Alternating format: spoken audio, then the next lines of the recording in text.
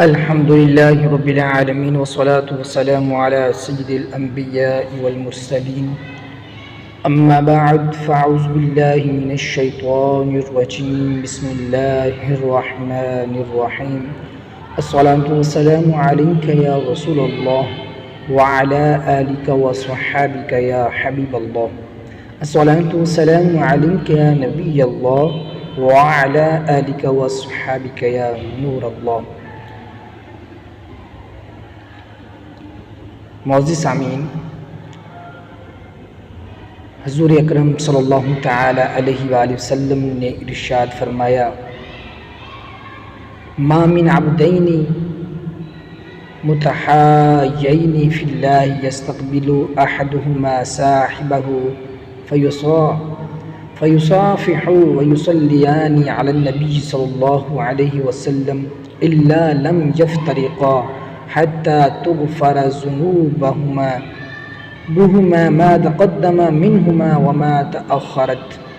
اللہ کریم کی خاطر آپس میں محبت رکھنے والے جب باہم ملیں اور مصافحہ فرمائیں اور نبی پاک صلی اللہ تعالی علیہ وآلہ وسلم پر درود پاک بھیجیں تو ان کے جدا ہونے سے پہلے دونوں کے اگلے پچھلے گناہ بخش دیے جاتے ہیں۔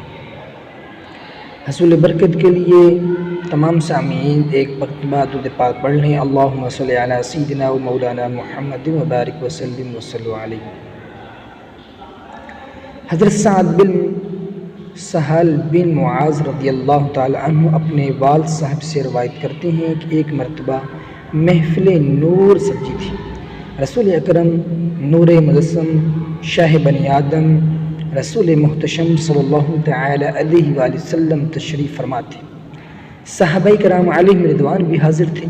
ایک صحابی رضی اللہ تعالی عنہ بارگاہ رسالت میں حاضر ہوئے اور عرض کیا، یا رسول اللہ صلی اللہ تعالی علیہ وآلہ وسلم، جہاد کرنے والوں میں زیادہ عظمت والا کون ہے؟ پیارے آقا مدینے والے مصطفیٰ ہمارے میٹھے میٹھے آقا صلی اللہ تعالی علیہ وآلہ وسلم نے فرمایا، اکثرہم للہ ذکرًا، یعنی جو اللہ پاک کا کثرت سے ذکر کرتا ہے وہ زیادہ عظمت والا ہے۔ صحابی رسول رضی اللہ تعالی عنہ نے دوسرا سوال کیا، یا رسول اللہ صلی اللہ تعالی علیہ وآلہ وسلم، روزہ داروں میں زیادہ عظمت والا کون ہے؟ مثلا 100 افراد ہیں اور 100 کے 100 نے ہی روزہ رکھا ہے، اور ان میں سے زیادہ عظمت والا کون ہے؟ پیارے آقا صلی اللہ تعالی علیہ وآلہ وسلم نے فرمایا، اکثرہم للہ ذکرًا، یعنی جو اللہ پاک کا ذکر کثرت سے کرنے والا ہے وہ زیادہ عظمت والا ہے۔ اللہ اکبر، بھوک سب برداشت کر رہے ہیں، پیاس سب برداشت کر رہے ہیں، حالت روزہ میں سب ہی ہیں، اس کے باوجود جو روزہ دار اللہ کا ذکر کثرت سے کر رہا ہے وہ زیادہ عظمت والا ہے۔ حضرت سہل بن معاذ رضی اللہ تعالیٰ عنہ فرماتے ہیں، وہ صحابی رضی اللہ تعالیٰ عنہ یوں ہی سوال کرتے گئے، مثلا یا رسول اللہ صلی اللہ علیہ وسلم، نمازیوں میں زیادہ عظمت والا کون ہے؟ زکوٰۃ دینے والوں میں زیادہ عظمت والا کون ہے؟ یوں ایک ایک عبادت کے متعلق سوال کرتے گئے، اور پیارے آقا دو عالم کے داتا صلی اللہ تعالی علیہ وآلہ وسلم ان سب سوالوں کا ایک ہی جواب ارشاد فرماتے رہے، اکثرہم للہ ذکرًا، اکثرہم للہ ذکرًا، یعنی جو اللہ پاک کا ذکر کثرت سے کرتا ہے وہ زیادہ عظمت والا ہے، جو اللہ پاک کا ذکر کثرت سے کرتا ہے وہ زیادہ عظمت والا ہے۔ یار غار یار مزار یعنی عاشق اکبر حضرت ابوبکر صدیق رضی اللہ تعالیٰ عنہ حاضر تھے۔ انہوں نے حضرت عمر فاروق رضی اللہ تعالیٰ عنہ کو مخاطب کر کے کہا، اے عمر، یوں تو ذکر اللہ کرنے والے سارے بھلائیاں ہی لے گئے۔ پیارے آقا امام الانبیاء معراج کے دلہا صلی اللہ علیہ وسلم نے فرمایا، اجلھا، یعنی اے ابوبکر، بات ایسے ہی ہے، جو ذکر اللہ کی کثرت کرتا ہے وہ ساری بھلائیاں ہی سمیٹ لیتا ہے۔ معزز سامعین، غور کیجیے، نیکیاں کرنے والے لوگ یقیناً باعظمت ہیں، مگر ان میں بھی افضل اور زیادہ عظمت والے وہ لوگ ہیں جو نیکیوں کے ساتھ ساتھ ذکر اللہ بھی کرتے ہیں۔ غور کیجیے، اگر ہم نیک اعمال کے ساتھ ساتھ ذکر اللہ کی کثرت بھی کرتے رہیں تو کتنی نیکیاں کمانے میں کامیاب ہو جائیں، مگر غفلت دل میں سوز نہیں، نیکیوں کے حص نہ ہونے کے برابر ہے۔ فکر آخرت کی کمی ہے، فضولیات میں مصروف رہنے کی عادت ہے، دنیا کی محبت گویا دل میں گھر کر چکی ہے، ہر وقت بس دنیاوی سوچوں میں ہی مصروف رہتے ہیں، فضول باتیں سننے اور بولتے چلے جانے کی تو ایسی لت پڑ گئی ہے کہ بس اللہ پاک کی پناہ، غیبت، چغلی، جھوٹ، نہ جانے کیسے کیسے گناہ یہ زبان ہم سے کرواتی ہی رہتی ہے۔ پھر رہی صحیح کسر سوشل میڈیا نے نکال دی، کبھی تنہائی میں بیٹھ کرنے کا موقع ہی مل جائے تو جھٹ سے موبائل ہاتھ میں اور فیس بک یوٹیوب وغیرہ وغیرہ میں مگن ہو جاتے ہیں۔ کاش ہم نیکیوں کے حریص بن جائیں، خوب نیک اعمال بھی کریں اور باعظمت بننے کے لیے ذکر اللہ کی کثرت بھی کریں۔ اللہ پاک قرآن پاک میں ارشاد فرماتا ہے، یا ایھا الذین آمنوا اذکروا اللہ ذکرا کثیرا، اے ایمان والو اللہ کو بہت زیادہ یاد کرو۔ رسول اکرم نور مجسم شاہ بنی آدم رسول محتشم صلی اللہ تعالی علیہ وسلم نے فرمایا، اللہ کا ذکر اتنی کثرت سے کرو کہ لوگ تمہیں دیوانہ کہیں۔ ایک مرتبہ سرکار علی وقار مکی مدنی تاجدار صلی اللہ تعالی وسلم کی خدمت میں ایک صحابی رضی اللہ تعالی عنہ حاضر ہوئے اور عرض کیا، ان شرائع الاسلام قد کثرت علی، یعنی یا رسول اللہ صلی اللہ علیہ وسلم بے شک اسلام کے احکام مجھ پر زیادہ ہوں گے، کوئی ایسا عمل ارشاد فرما دیجیے جس میں میں مضبوط تھام لوں۔ اللہ پاک کے آخری نبی رسول محتشم صلی اللہ علیہ وسلم نے فرمایا، لا یزال لسانک رطب من ذکر اللہ عز و جل، یعنی تمہاری زبان ہمیشہ اللہ پاک کے ذکر سے تر رہے۔ حکیم الامت مفتی احمد یار خان نعیمی رحمۃ اللہ علیہ حدیث پاک کی شرح میں فرماتے ہیں، غالباً سائل یعنی سوال پوچھنے والا صحابی رضی اللہ تعالیٰ عنہ کا سوال نوافل کے متعلق تھا کہ یا رسول اللہ صلی اللہ علیہ وسلم نفل عبادت بہت ساری ہیں، ان میں سے کوئی عبادت بتا دیجئے جس سے میں مضبوط تھام لوں۔ اس پر پیارے آقا صلی اللہ علیہ وسلم نے یہ جواب دیا، مقصد یہ ہے کہ ہر وقت زبان پر کوئی ذکر اللہ جاری رہے، اللہ پاک ایسی زندگی نصیب کرے، آمین بجاہ النبی الامین۔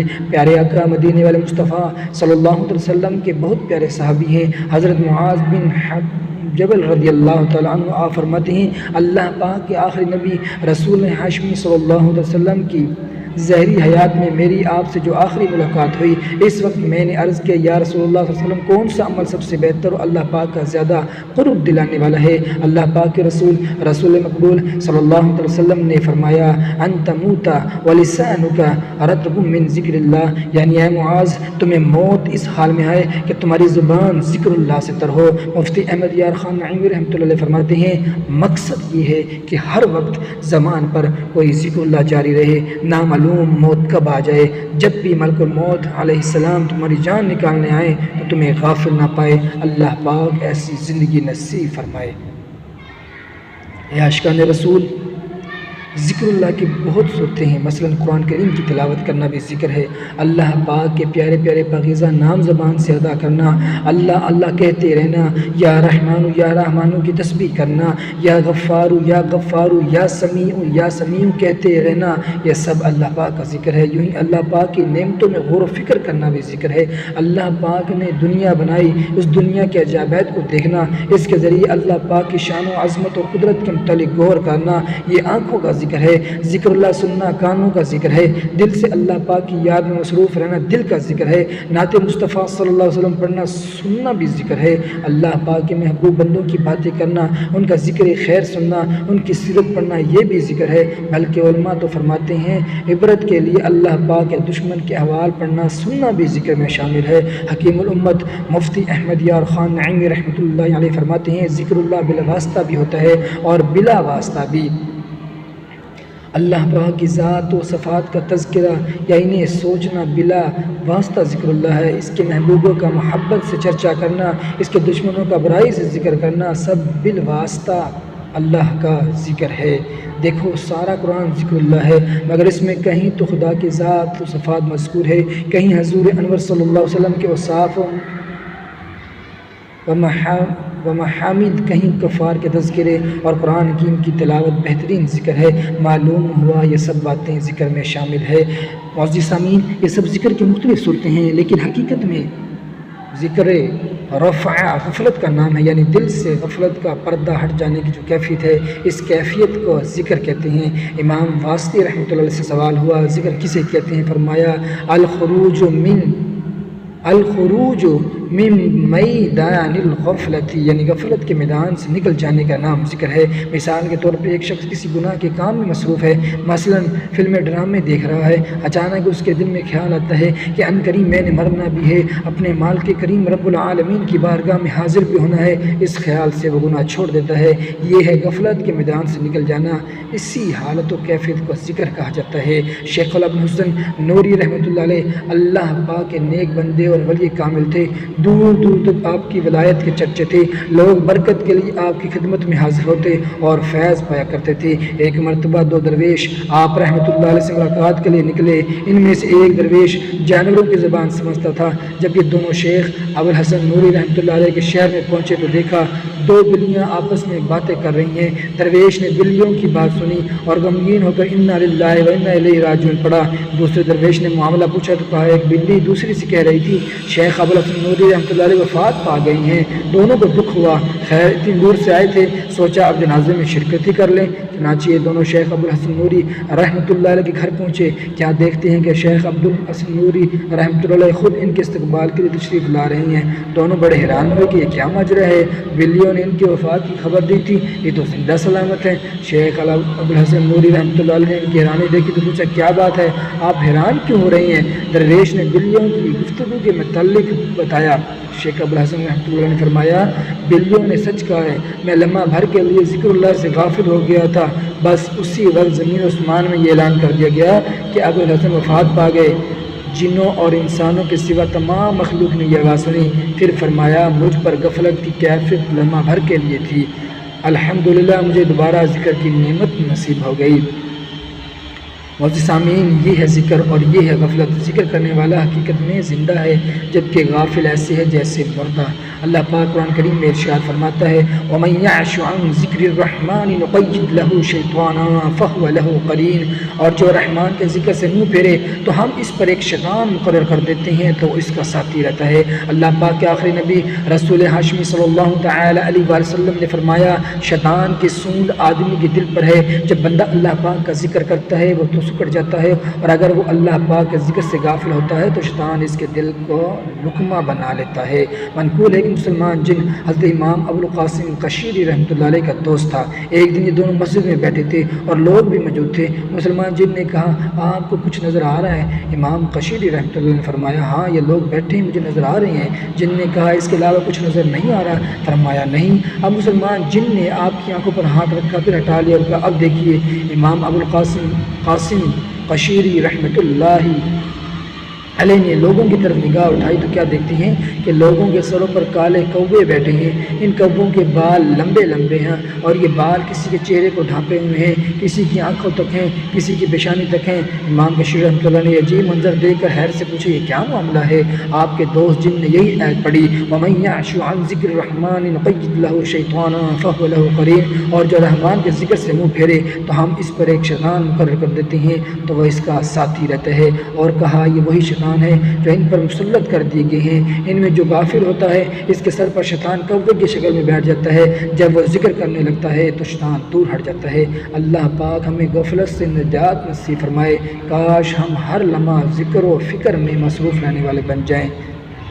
حضرت معاذ بن جبل رضی اللہ تعالیٰ عنہ فرماتے ہیں ایک روز ہم رسول اکرم صلی اللہ علیہ وسلم کے ساتھ سفر پر تھے، اس دوران بعض گھوڑوں پر سوار صحابہ کرام علیہ رضوان آگے گزر گئے، بعض پیچھے رہ گئے۔ اس پر اللہ پاک کے رسول مقبول صلی اللہ علیہ وسلم نے فرمایا یا معاذ این السابقون، اے معاذ آگے گزرنے والے کہاں ہیں؟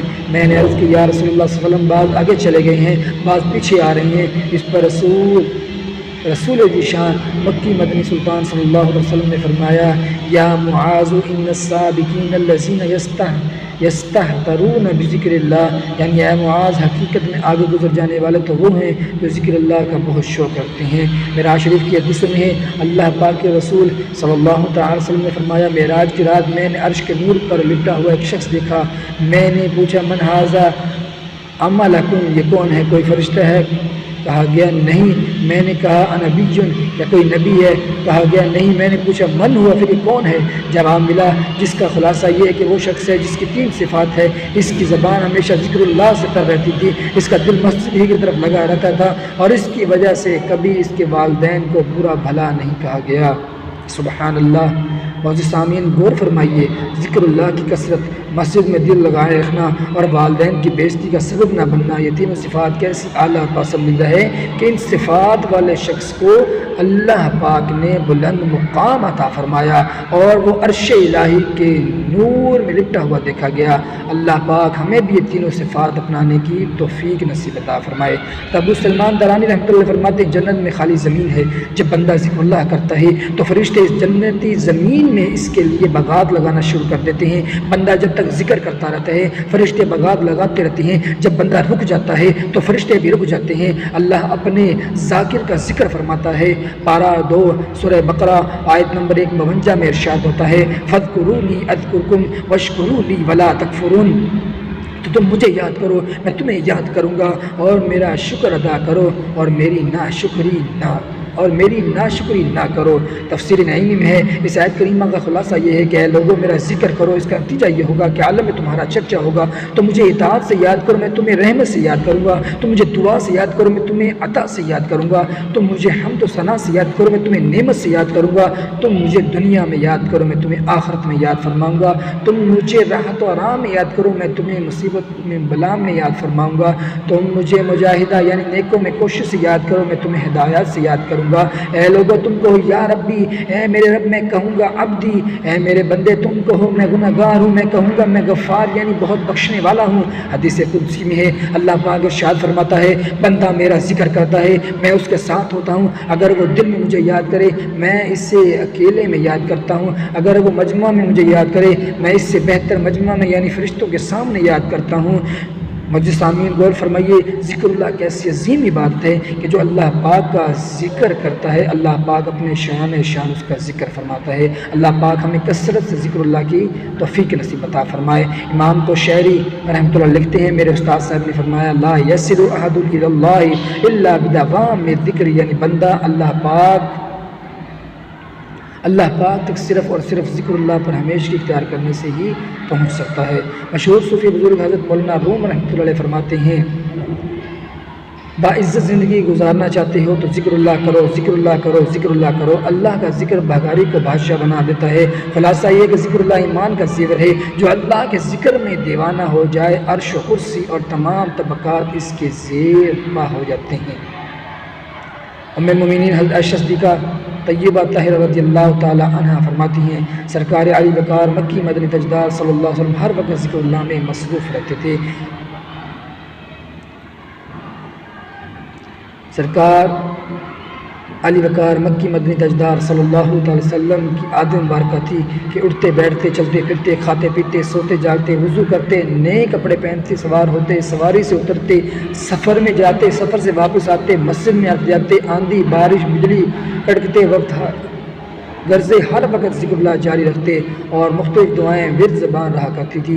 خوشی اور غمی کے اوقات میں صبح سے شام کا کون سا ایسا موقع تھا کہ آپ صلی اللہ علیہ وسلم کوئی دعا نہ پڑھتے، دن ہی میں نہیں بلکہ رات کے سٹانوں میں بھی دعا اور ذکر الہی میں مشغول رہتے تھے، یہاں تک کہ بوقت وفات بھی آپ صلی اللہ علیہ وسلم کی زبان مبارکہ پر دعا جاری تھی۔ سبحان اللہ، اے عاشقین رسول، زبان کو ذکر اللہ سے تر رکھنا، فضولیات سے بچتے ہوئے اللہ پاک کے ذکر میں مصروف رہنا بھی سنت ہے۔ اللہ پاک ہمیں باقی سنتوں کے ساتھ ساتھ اس پیاری پیاری سنت کو اپنانے کی توفیق عطا فرمائے۔ الحمدللہ ہمارے بزرگان دین یعنی اللہ پاک کے نیک بندے بھی کثرت سے اللہ پاک کا ذکر کیا کرتے تھے۔ مسلمان کے چوتھے خلیفہ حضرت علی المرتضیٰ رضی اللہ تعالیٰ عنہ فرماتے ہیں صحابہ کرام علیہ رضوان کا مبارک انداز تھا کہ ذکر اللہ سن کر یوں جھومتے جیسے تیز ہوا سے درخت ہلتا ہے، اور یاد الہی میں ان کے آنسو بہہ جایا کرتے تھے۔ صحابی رسول حضرت ابو ہریرہ رضی اللہ تعالیٰ عنہ کے پاس ایک دھاگا تھا، اس میں آپ نے 1000 گرہیں لگا رکھی تھی۔ آپ اس وقت تک سوتے نہیں تھے جب تک اس تصویر نما دھاگے پر ذکر اللہ نہ کر لیتے۔ حضرت خالد بن معدان رحمۃ اللہ علیہ تلاوت قرآن کے ساتھ ساتھ دن بھر میں 40,000 تسبیحات پڑھا کرتے تھے۔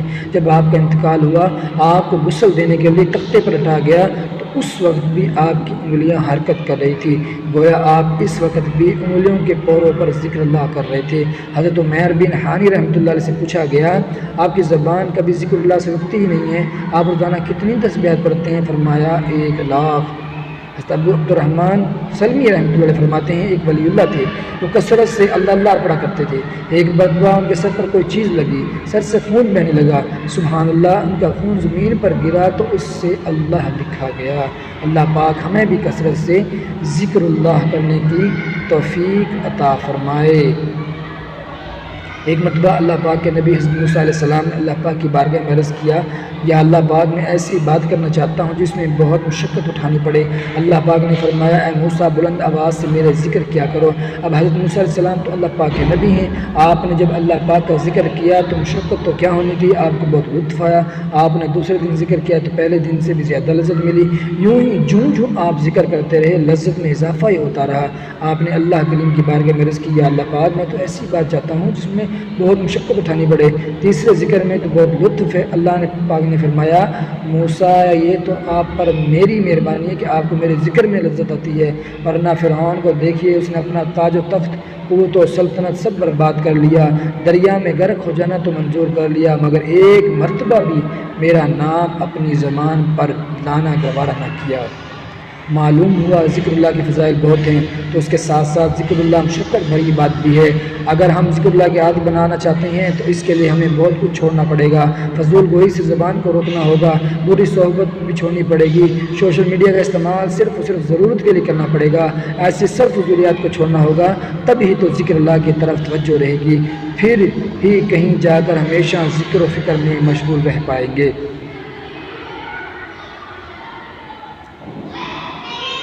اللہ پاک کے نیک بندوں کی نرالی ادائیں ہوتی ہیں۔ اللہ پاک ہمیں بھی توفیق بخشے، ہم فضولیات سے بچیں، زبان کی فضول گوئی سے بچائیں، پان وغیرہ کی عادت ہے تو اسے چھٹکارا پائیں اور ہر وقت ذکر اللہ میں مصروف رہنے کی عادت بنائیں۔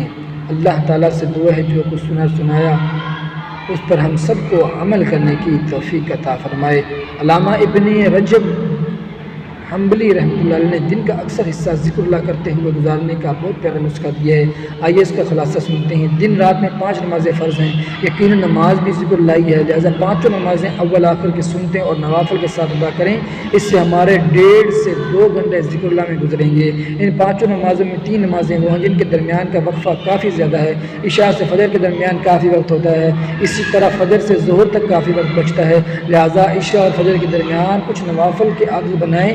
ذہن نصیب رات کو سونے سے پہلے بھی کچھ نہ کچھ نوافل ادا کر لے جائیں اور کاش تہجد کی عادت بن جائے۔ یوں ہی فجر اور ظہر کے درمیان اشراق و چاشت کے نوافل ہیں، یہ نوافل بھی پابندی سے ادا کیے جائیں۔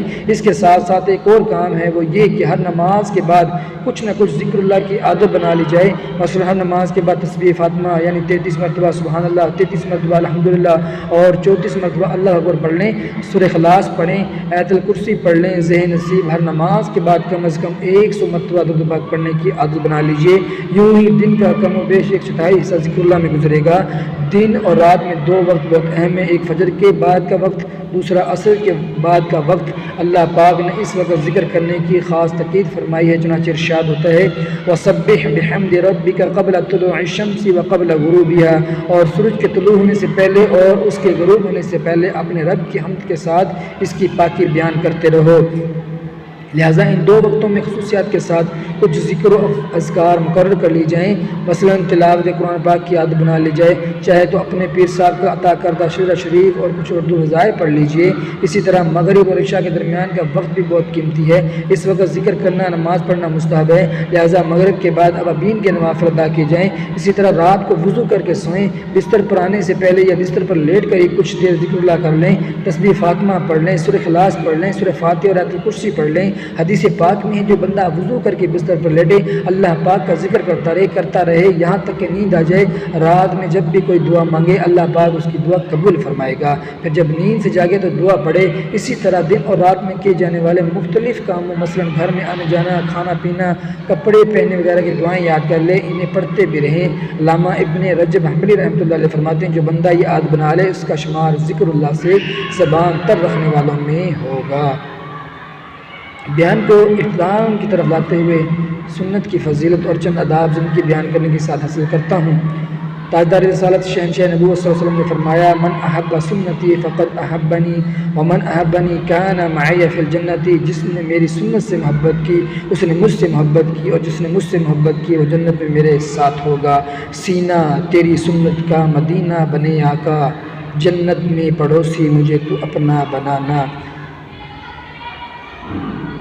آئیے ذکر درود کے بارے میں چند سعادت مند پھول سننے کی سعادت حاصل کرتے ہیں۔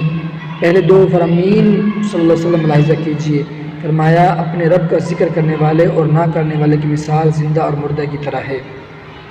دوسرا فرمایا بروز قیامت لوگوں میں سے میرے قریب تر وہ ہوگا جس نے دنیا میں مجھ پر زیادہ درود پاک پڑے ہوں گے۔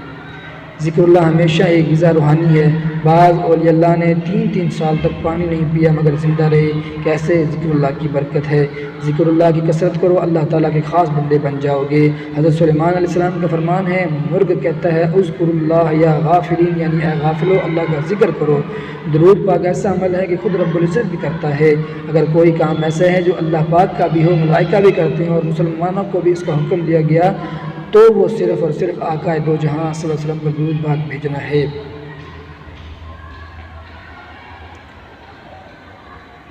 اللہ تعالیٰ سے دعا ہے جو کچھ سنایا اس پر ہم سب کو عمل کرنے کی توفیق عطا فرمائے، اور بیان کے اندر جو غلطی کی تائی اسے معاف فرمائے۔ آمین بجاہ النبی الامین صلی اللہ تعالی علیہ وآلہ وسلم۔